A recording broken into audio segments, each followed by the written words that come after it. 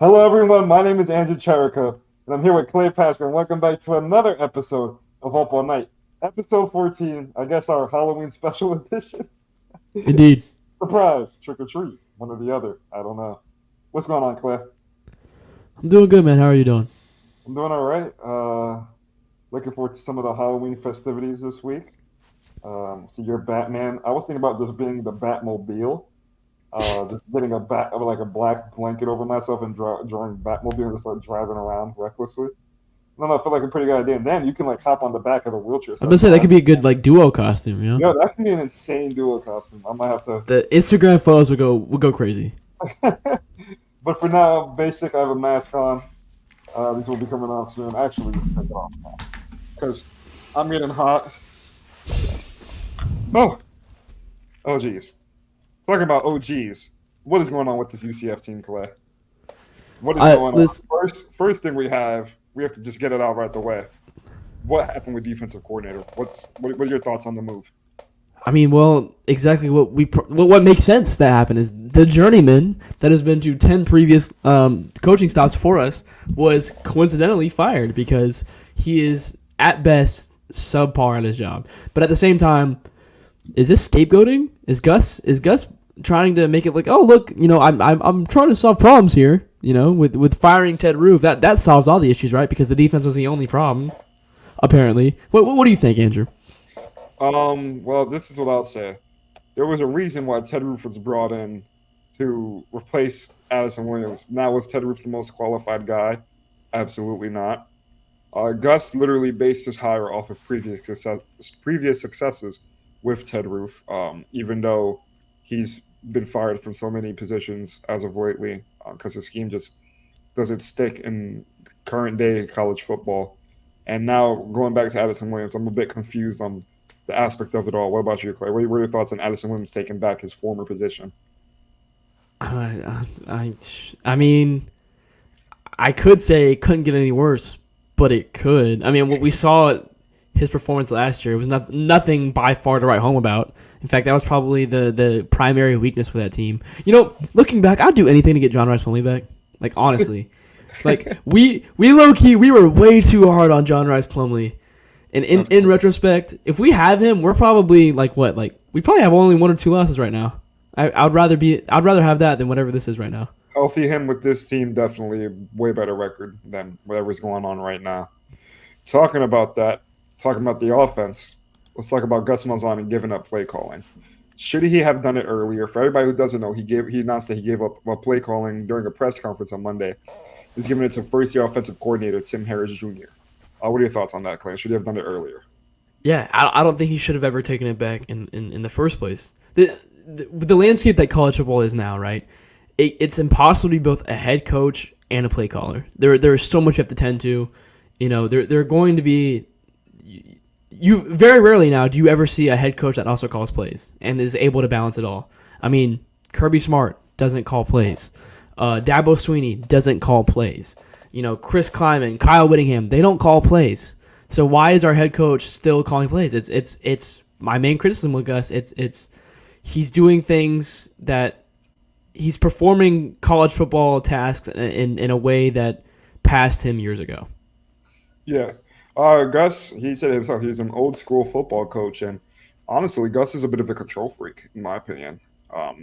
He feels like he needs to be involved in everything to have the team running smoothly, when in reality, addition by subtraction. Let some things go so you can focus on other things and have the program running smoothly. It's evident that he was struggling with play calling and balancing it all with some of the discipline penalties that we've had in delayed games or um, offsides or false starts and just all of that, all of the above. It's not. It was already evident that he was struggling with it. So now to do it midway through the season, well, a game removed midway through the season, it's interesting now that he decides to do it. Hopefully, it's for the best. Hopefully, this team can finally put it together. And But then, what I find strange really is why wasn't it just given back to Hinshaw? It was Tim Harris. He's the one calling plays now, right? yeah, he is. And Tim Harris has never called plays at the Power Five level, has he? From my understanding now, And Darren Hinshaw has, correct? yeah. Strange move, but we'll see. Ooh, I guess I like we that. will. Once heard. Yeah, we Okay. will see. Sorry, I got like the Batman, man. The Batman's in me. The Batman. No, to talk about that, he said he's confident in Tim Harris. That he's been waiting for this moment for a long time, and he thinks he's the guy for the job. But talking about the guy for the job, the quarterback position. Should EJ's red shirt be preserved? As Gus Malzahn said recently, the reason why he's been out of consideration for starting some of these games is because they're trying to preserve his red shirt, which was a weird move after starting him for a quarter against Cincinnati, and it just didn't end up working out. I thought he didn't have a fair shot, I would say, the entire time. Two fumbles messed him up, and he wasn't really given that deep of a playbook. But Clay, if players on the team thinks he's their best chance at winning, why are they doing this now? Isn't the goal to still make a bowl game? There's two sides of this coin, right? One, if you were trying to preserve his red shirt, why would you put him in against Cincinnati? And two, Iowa State. We put him in for one play because Ja'Carri Brown's helmet came off. So that also factors in as well, right? That's 2 games now he's technically played in. But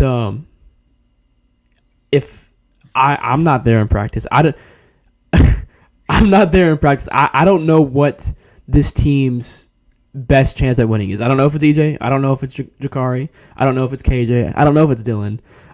That's actually the head coach's job to choose the best fit for this offense and to be the best team and get us some wins. So I feel like my decision doesn't matter because the head coach is making the competent choice in this. I think. Clay's feeling feisty today. I mean, Dylan did pretty well. I mean, why not throw him out there? Screw it. Let's put everyone at quarterback. Hey, Andrew, you want to go out there? You want to go play quarterback? You want to go start? You want to go out there? I'm getting some yards. Yeah. Are you trying to preserve your red shirt? No. Like, oh my gosh, this is just. I'm going insane over here, man. What do you think? I'm losing my mental state as we speak. I'm slowly going more and more insane. Not just as a fan. I mean, not just as a reporter covering this team, but as a fan. I'm a UCF fan. This is my alma mater. This is. I wake up. Look at the flags behind me. This is my livelihood, and now it's being ruined. I'm watching a bad football team out there consecutively, week after week, and it's forcing me to go in positions and ask tough questions to a coach that I hope he could be asking good questions in regards to winning. But on another note, I think EJ, the reason why they took out JB is because they finally figured out, all we need to do is stop the dual threat read option, and he's no longer a threat. Everything that Gus Malzahn bet on him being a threat to win is no longer a key factor because now teams are going to start doing the same thing that they did in the previous game against BYU. Now, you have Dylan Risk, who looks like a pocket passer, played against some backups, but he looked like the only competent pocket passer from what we've seen. I still haven't seen enough out of EJ, but from what I've heard, the reason why they started EJ is because he's been the best player at practice. So it's all a weird conundrum right now. I can't wrap my mind around it, what they should do.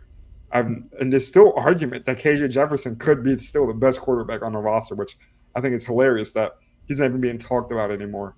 And what's his role on this team now? What is he doing? He's just standing around at practice. Like he was brought in to be a star quarterback, and I was just there. He's like, all right, no, we're not even thinking about KJ starting. He's not even trying to win his job back. They've completely gone away from him trying to even compete, which I find super interesting. I don't know. Andrew, I have a sick idea. What if Gus, right, just got like a QR code and he put it on the the scoreboard, the Jumbotron, right? And you, the fans, get to choose who gets to start this game, right? Who do you think? He's like, I'm done deciding because I'm not gonna do my job and put the best guy out there. I don't know how to evaluate talent. Fans, you can decide who goes out there. Is that a new kingdom idea? Should I pitch that to him? That might be a good idea for this year. But yeah, no, it's just with EJ, he's young. We all know it. Oh, he's 17 years old. He might be doing the best of practice. By the way, Dylan Risk, go do some stadiums, bro. You look gassed in that final 2 minutes, bro. You had hands on the knees. It looked like I was out there. He had to break out for a couple of runs though. It's a pocket quarterback. With EJ, he's young. He's gonna make mistakes. And taking Ja'Carri out now because he can't throw. I could have told you 3 games ago he can't throw. I mean, let's be real here. I don't know why it took Gus to the BYU game to sit here and go, maybe Ja'Carri's not a very good pocket passer. I could have probably evaluated that and told you. Um, but sorry, I've been like really critical on this podcast. Um, It's the Batman in you. it is, Trying to it find the is. answers. I'm trying to find the answers. But at this point, start EJ, start Dylan. Just either win the football game. If you're gonna try and win the football game, and that means starting Dylan, that's fine. But at this point, if you just want to start EJ and get him the practice, that's fine too. At I this point, say let it crash and burn. let EJ go for the rest of the season. Put him around some good talent in RJ Harvey. Hopefully, Kobe Hudson comes back soon. Let him feel that he is comfortable. Let him get comfortable for next season. Because I'm down with that EJ. If EJ comes in and performs, he's taking reins for quarterback one next season. I want to see something that can prove against actual Big 12 defenses and not whatever we're putting out on the field. But talking about whatever we're putting on the field, let's talk about the BYU game, Clay. Another catastrophe, disaster. I'm using all natural disaster word, tragedy, all stuff that is not really related to football, but in the football world, it is for us. What are your thoughts on the gameplay? The game sucked, like from start to finish, bro. It was a beautiful day, man. It was a beautiful day. It was sunny, but it wasn't too hot. It was a little bit of a breeze. I Homecoming. Yeah, well, homecoming, like the vibes are hot. I remember I went to the frat tailgates. It was the most packed I've ever seen. Even the Colorado game wasn't that packed at the frat tailgates. A lot of people, and I'm like, oh my gosh, like this is like vibes are kind of high. Like, can we do this? Can we pull something off? I wait in line. We wait in the stadium. It's like I might feel something, and then the game started, and I realized how stupid I am to even think that something different might happen. Because the game from start to finish, even though the score makes it seem like kind of close, it wasn't. BYU was in control of this game from start to finish, and it showed at no after BYU scored. At no point after that did I even feel that the Knights had any point of coming back. You know, especially when Jacuri stood over that guy when he shouldered him out of bounds. I was like, yeah, that's it. We're not winning this game. Um, The backbreaker for me was end of the first half. You're down 17-10. You need one stop to go into the half, get the ball back, and have a chance to tie the game coming out of half. UCF gives up a touchdown. yeah, that Well, big play, just so annoying because finally something's looking good. There's some hope. You're feeling okay. Like one possession game going into halftime, you get a ball, there's a chance, And then you get taken out just like that. It killed the game. It killed the momentum. And after that point, even though it was only a 14-point game, I knew the game was over. There was yeah. no doubt in my mind that game was over. And it was sad. And this is a quit I've never had on a team. Even watching the Jets weekly, I'm like, Jets still have a chance. This UCF team, like, there's no chance. Like, no matter how hard RJ Harvey works. And shout out to RJ Harvey, man. Passing the 1,000-yard mark in 8 games. What a player, man. I feel bad that his last season is being wasted like this. In all reality, he's not getting the national attention that he deserves because he doesn't have a competent team around him. He doesn't have a passing threat that can open up the run game for him. Imagine if he had a passing threat that can open up the run game for him more, he would be at 1,300 yards by now. He would be Absolutely. top in Heisman talks. He's such a good running back, and he's so underrated. And it's unfortunate that this team is not letting him shine the way he's supposed to. This was the team to go all in. One of the best running backs in the nation. Has been nothing but a failure. But shout out to RJ Harvey. I agree. And what a lot of people have been saying, and I thought this too as soon as one of the game happened. I knew the game was over because of just the way we were playing. 4th and 1 in the middle of our own field. Right, we were on our own 49. First drive of the game. Yep, and we don't go for it. And at that point, I knew that Gus was not playing to win. He was playing not to lose. And when you're a team not this good, 3-5, and you're playing to not lose, that is when you lose football games. It'd be one thing if he went for it and didn't get it. I can at least respect Malzahn for having, the confidence to go for it because I'm like, that's a team that wants to win. You go for it on 4th and 1, the 3-5 team against the number 11 team in the country, but he didn't. He punted, and I knew right then. I was like, yeah, there's this. I don't know what's going on. It was demoralizing because you're at the point where the team is looking for anything as a spark, anything to keep the season going. 4th and 1 in opponent territory. Screw it. What is there to lose, man? You guys lost the game anyways. I guess he was trying to keep the team, the football game winnable, not make any dumb decisions. I'm all in for going for it right there. You have one of the best running backs in the nation. And when JD was playing in the game early in that game, he's a good running back threat. He's a good running threat. And to not go for it there was demoralizing. And BYU comes down, scores. It's just rough, man. This game is just you saw the rocket launch go off. This game was a rocket launch exploding for UCF. Didn't even get off the ground. Didn't even Yeah. get off. And the vibes this game were just not there at all. Just Let's talk about the student section. no student section. We were there, like we were showing up, but what happened when the game started and when we were losing, fans were wearing paper bags on their heads. BYU fans, flooded the stadium. Wave in the crowd. Yeah, flooded the stadium. Probably the most. I thought the Oklahoma State fans and the West Virginia fans last year had a lot. Oh, BYU beats that by far. BYU They had a ton of people. And that's so upsetting as a Yeah. fan to be out controlled in your own college football stadium. Yeah. That's where the most fandom's supposed to be. And I was saying before about the student section, even though they showed out, it wasn't packed like it used to be. There's some parts that weren't there. Upper decks empty, full of blue shirts in the crowd. That's what happens when you start losing the football team. Fans go away, players stop caring. It's all going to hell. The only way to switch that, only way to turn it around is by winning football games. Something that this team just can't do right now. Yeah, and it's just, and I forgot who said it, but apathy is worse for a college football fan base than anger. Once a college football fan base becomes apathetic, that's when it gets bad, and that's where I'm at right now. I'm like, listen, if UCF doesn't win the space game, I won't even care. I'd be like, I'll shrug it off. Okay, well, You'd rather your fan base be mad than just don't yeah. care. And if UCF loses out, I'm just gonna be like, oh well, whatever. Another season, as Adam was saying on Suns Today, I believe, or was on Suns Live.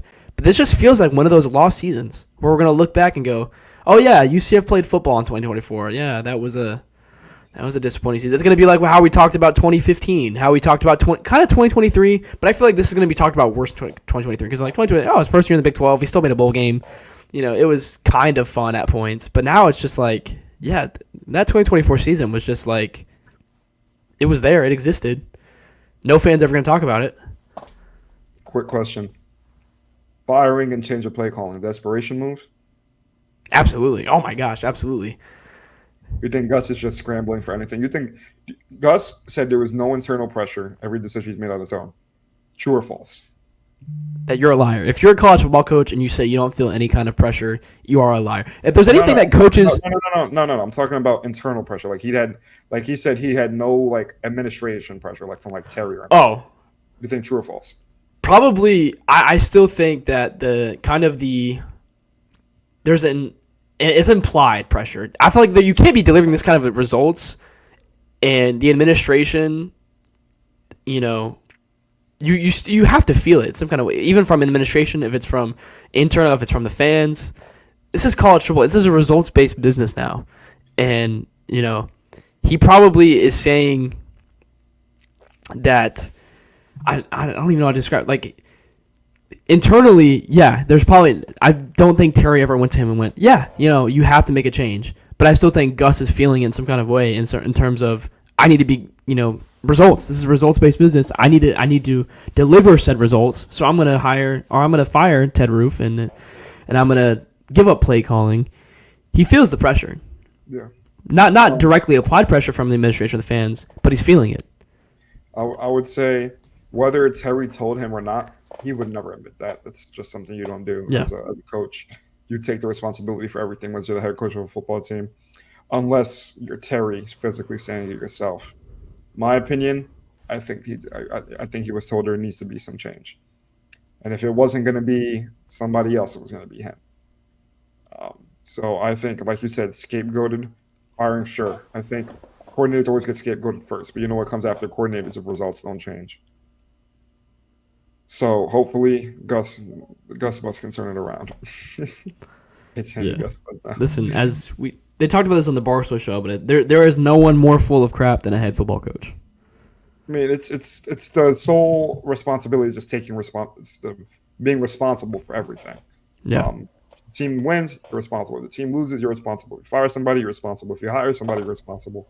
Recruit somebody, you're responsible. Recruit leaves, you're responsible. They have to be responsible for everything. So whether or not it was truly his decision, we'll never know. Or whether or not he was told something, we'll never know. But on a brighter note, Clay, we have a fun game this week, right? We have the butt game. I'm always brainstorming games for us to play. Oh, Nothing Andrew loves more than butts, right? Everyone loves a good butt. Everyone enjoys a butt. hey, you And read the thing in the ticker in the bottom. I'm done. I think I was Fro- around too much butt.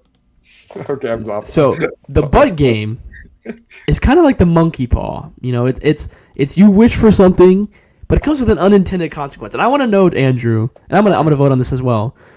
All right, these various scenarios that have a consequence. So now here's the first scenario: Malzahn willingly retires. All right, he retires. No buyout. The coaches, his coaches go as well, but EJ Colson and co transfer. Who's N Co? I just put other stars, other UCF football stars. Oh, man, that's rough.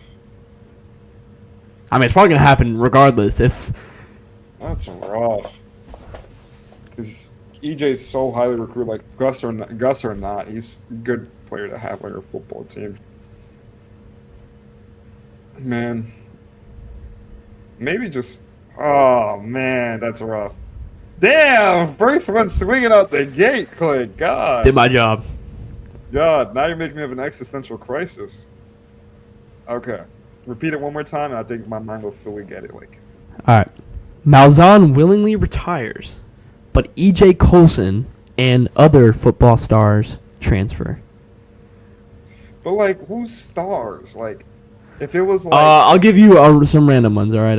So let's see. EJ transfers, and Randy Pittman transfers, and I mean, we have Chasen Johnson and Braden Marshall transfer. I'm gonna say no. You're gonna say no? I'd rather have it in the boosters' hands. Whoever's out there with the money to force to fire them, let those guys go. Those guys are the future. You mean Hopefully. the BOGO boosters? All right. I know you saw that JP tweet. I did see the JP tweet. I'm a regular JP supporter. I wake up, watch it, see what Don't he's we done. all? It's a part of like my daily read. I need to know what he's doing. It's facts, man. Not gonna lie. JP in the agenda, he be cooking. He's a banger machine. Like he just spits out banger after banger. He's real. He's real. He won't shy away from being real, which I love. All right. So the next butt, we keep the space game streak alive by winning this weekend, but we lose every game this season, other than down the stretch, guaranteed. Okay. We're in game 8 right now. No, we're going into game 9, right? Yeah. Yeah. So if we'd be 4-8 ending the season. for craps and giggles, what was it? For craps and giggles, who cares about a bowl game?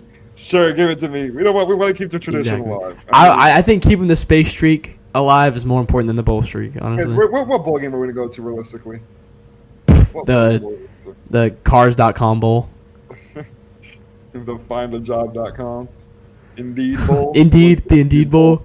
The Indeed bowl. Gus found his bowl. All right. We're not going to a good bowl game. I think fans love the space year streak. I think it's important to keep. You can definitely disagree with me. I understand why you want the team to finish out strong, but just give us one more thing to root for, because you don't even know if this team is going to win a game for the rest of the season, regardless if they win this space game or not. So give me one guaranteed win, Clay, because all I know, this team is going 3-9. Okay, word.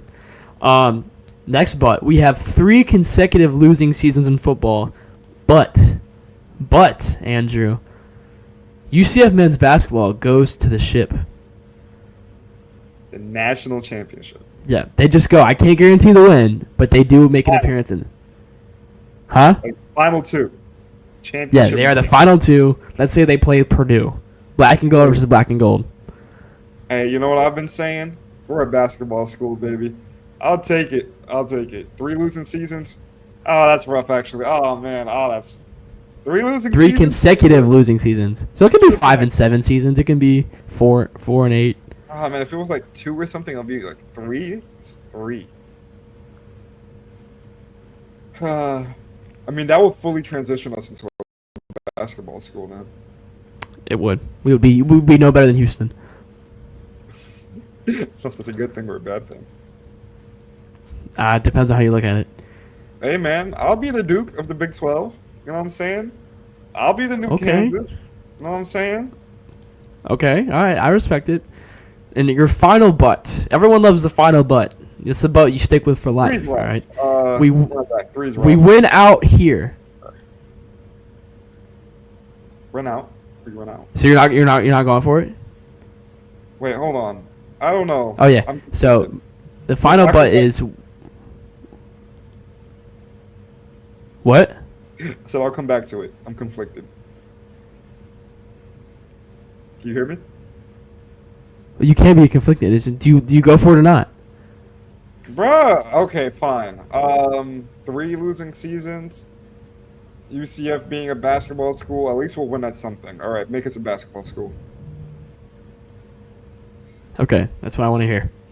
All right. All right, your final butt, Andrew, is we win out here, but the Knights lose in the Gasparilla Bowl to a random ACC team. Is EJ starting at quarterback? Looks like Dylan Risk starts at quarterback. Oh, that creates some quarterback controversy for next season between Dylan and EJ. At least that means we'll have a competent quarterback. Yeah, we've lost in bowl games before. We continue losing bowl games. Why not win out? At least it guarantees some winning. Because, like I said, for all I know, we're going 3-9 this season. I think. So might as well guarantee some wins and lose. Oh. Yeah, but the tarot reader is telling me that it is Boston College, and Tommy Castellanos gets his revenge by beating us 50-5. Yep, it'll make fans realize we should have never gotten rid of him in the first place, which I agree with. So yeah, why not? Dude, Yeah, that would be a keep going. Twitter nightmare. Dude, that would be a Twitter nightmare. I completely understand, and I would be with the chaos. I'd be like, "Yo, Tommy Castellanos just whipped us, this former team. It's been a tragedy what's happened with this quarterback room for the past 3 years." And Andrew, you know what that would be? what? That'd be a nightmare. We have a weekly nightmare for this week. Andrew, you want to go ahead and introduce us? Yeah, so if you guys remember, if you've been a part of the stunts ecosystem for a while, we may have heard Trace Cherico, the man on the scene, as Ted Roof. What was the distribution of task? What's the distribution of task between you, Ted Roof, and Addison Williams, the co-defensive coordinator? He said he's never been asked that question in 30 some odd years. Never got an answer. Well, Ted Roof just got fired. Addison Williams just got promoted to defensive coordinator. So I'd figure, let's ask again. Here's what happened.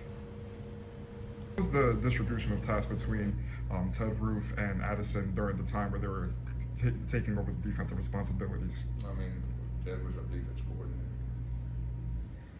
Kind of. We still don't know what Addison Williams' job as co-defensive coordinator entailed. We'll Wait, never get an answer. Andrew, are we cursed? It's the Suns. It's the Suns. Are we? curse. He I'm saw telling the you. Suns here and immediately said, "I'm not answering this question." No, but like, since Trace asked that question, UCF football has not been the same. We need to know the distribution of tasks before UCF football can go back to being great. It's like the Joe Namath curse with the Jets. Everybody says he needs to Exactly. bucket so we can win a Super Bowl. We Like- need to know the distribution of tasks between Ted Roof and Addison Williams for us to win another football game. And unfortunately, it's not looking that way. It's I it's just either wanna that or dog know- poop. In reality, this is what I was aiming for with the question. I wasn't trying to be an asshole. Oh, sure. I wasn't trying to be an asshole because he probably heard the question. He knew it. But it was more like, okay, Addison Williams was the co-defensive coordinator. What did he do in his position? The guy that you demoted and replaced for him to earn that confidence. What did he do in that position? What was the task? What was his task compared to Ted Roof? And why is he getting the nod? Was he doing something at co-defensive coordinator for him to receive that promotion again? That's what I'm trying to figure out. That's what my goal with that question is, and still have no answer. I agree. All we keep hearing is that I'm the defensive coordinator. Ted Roof said I'm the defensive coordinator, and Gus Malzahn said that he's the defensive coordinator. What was co-defensive coordinator? And will there ever be another co-defensive coordinator at UCF again? Because what Not if does I can help it. that mean? We don't know. And it kind of upsets What me does that it mean? I can't ask for the job position of somebody because I try to ask what were their tasks at that position. Was Ted Roof just leading the defense and Ash Williams was the guy in the back just taking notes, taking minutes for the classroom? Or was he doing something as co-defensive coordinator that led to his promotion again to defensive coordinator? I don't know. I'm upset. Play. We've been betting. We've had some betting lines these past few weeks. But I feel like there's no need for one. It's been depression. Is UCF winning this football game? That's the only question I have. Are they beating Arizona in the space game?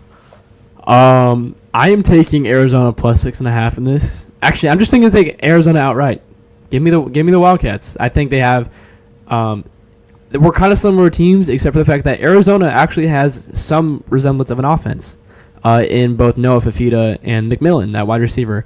So I think that's what kills us. I agree. It's been one of those years where everything has just gone wrong. Everything. So I expect, unfortunately, this to be the year the space game is lost. I really hope not. I don't mean it with malintent. I want to say we win. I really do. But if I'm realistic about this football team, and I'm a fair journalist to you all, this team loses this game is my prediction. Give me to lose this game by 14 plus. Yeah, give me Arizona 75, UCF 3. And that's because of my lucky deck that I got. Exactly. We score a field goal. I owed Bill Beckham for this one. I was recording. Said, here. Caught it right in the chest. Great move. I went last year, and I knocked some girl over, and I felt really bad. So I vowed never to go back again. Clay the Spirit splash. But all right. Man, listen, Talking about, you mess with the bull, you get the horns. Talking about distribution of tasks has made me sad. But we have a UCF basketball game coming up. Number 13 ranked Texas A&M. Monday, November 4th. So stay tuned for coverage on that. That'll be fun. I will be there no matter what. Flesh. We'll get our first taste of this UCF basketball team against a number of ranked, I believe, 13 teams. So it'll be a fun night. So be stay tuned for that. Whatever you do, do not look at the Georgia score. Do not look at that. Nope. But I'm feeling kind of tired. I'm feeling tired too, man. I'm gonna get some coffee. I think we've officially been up all night. Good night, everyone. Go Knights. Charge on.